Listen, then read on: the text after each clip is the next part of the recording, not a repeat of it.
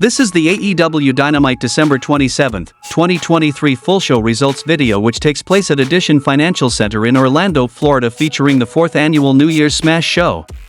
The show started with the Continental Classic Gold League Finals match between Switchblade Jay White vs. Jon Moxley vs. Shane Swerve Strickland, and the result of this match was Jon Moxley won the match by pinfall with Death Rider on Switchblade Jay White, winning the Gold League of the Continental Classic. Back from the commercial, Tony Schiavone interviews Shane Strickland, and Strickland complains about being interviewed right after the match and says his arm is falling off but he wanted it so very bad. The Continental Classic breathed life back into the whole business and he proved he's one of the best in the industry, and he says Keith Lee is looking for him and if he wants him at Long Island on Saturday, he'll be there. Tony has a contract that Keith left with him. Prince Nana has a fit about the contract not being approved by him, but Shane pats his shoulder and says he'll see Lee on Saturday. Renee Paquette interviews Mariah May on the stage, and she says her brutal attack was just supporting the greatest star of our time, Toni Storm. We've all waited so patiently for her debut and she didn't feel like 2023 had the right energy, so next week she'll make her debut because 2024 is all about Mariah. Enter Riho, sending May running, and Toni Storm follows behind her to even the odds. Mariah runs away, Riho sets her up but Luther saves her from the Tiger Feint kick, but Riho takes EM both out with a plancha, and holds the AEW Women's title. Tony Schiavone is in the ring for a celebration for Boxing Week, and he'll be joined by Don Callis and the Don Callis family. Don Callis says that at times like this, you need your family, and he couldn't have gotten through it without his family, and to say thank you and honor Boxing Week in Canada, he got them all gifts. He unveils a portrait of himself in Powerhouse Will Hobbs, a portrait of himself in Konosuke Takeshita, and a portrait of himself and Kyle Fletcher beating up kangaroos before saying the Don Callis family feels complete and finally, the whole family, and then we saw the return of Sammy Guevara. Don asks if he got the gift for his kid, Sam shakes his head no, and Callis says he brought him a gift too just on the off chance he shows up for work.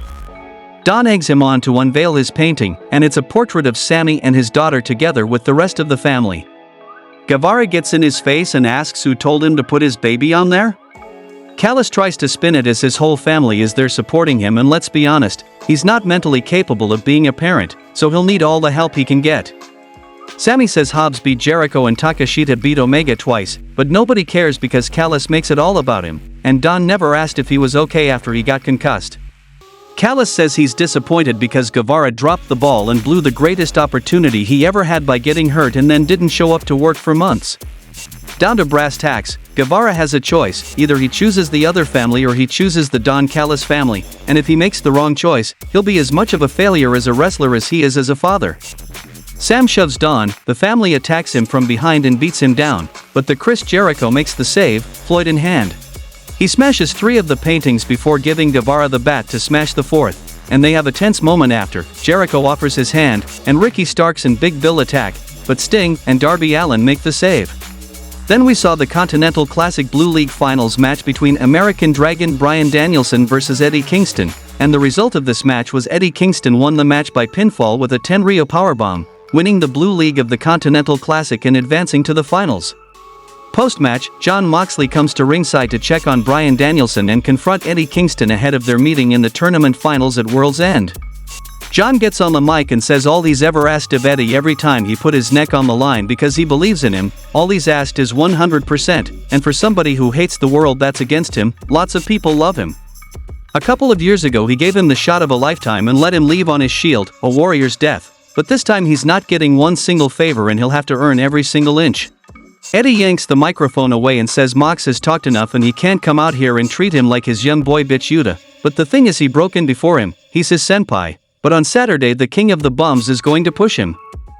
One time when he tried to quit, Jon said he needed to be around to shape the younger guys, and he'll give him everything he's got, and he'll show him his fighting spirit and he expects to see he's gonna bust Jon up and he's going to enjoy it, that's his outline. Christian Cage, along with Shauna Wayne and Nick Wayne, is ready to be interviewed face-to-face with Adam Copeland and he's mad about it. Adam Copeland issues a face-to-face in favor of just attacking Christian Cage and beating him down until security makes the save.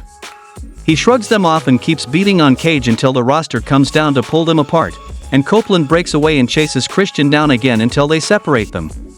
The next match happened between Chris Statlander vs. Sky Blue, and the result of this match was Sky Blue defeated Chris Statlander by pinfall with an Avalanche Code Blue. Post-match, Blue attacks Statlander while Hart watches and throws in a northern lariat of her own. Sky with a Dragon Sleeper and Willow Nightingale makes the save.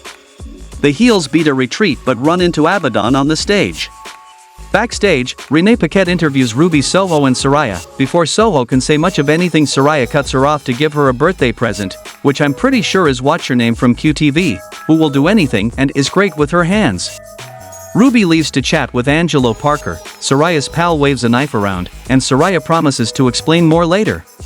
Before starting of the main event, Samoa Joe got attacked, and he was screaming and clutching his knee backstage. Then we saw a handicap match between MJF versus Devil's Masked Men for the ROH World Tag Team Championship, and the result of this match was Devil's Masked Men won the match by pinfall with a heatseeker and feet on the ropes from Devil 1 on Maxwell Jacob Friedman, winning the ROH World Tag Team Championship. Post-match, Joe hobbles down with a steel chair in hand and runs the Devil goons off, and the Devil appears on screen as Joe helps Max up. He says, "Pleasure doing business with you," and Joe wallops MJF across the back with the chair. He's in league with Satan. He lays Max out with the Muscle Buster and pins him with one foot symbolically, holding the world title up, and the show goes off the air.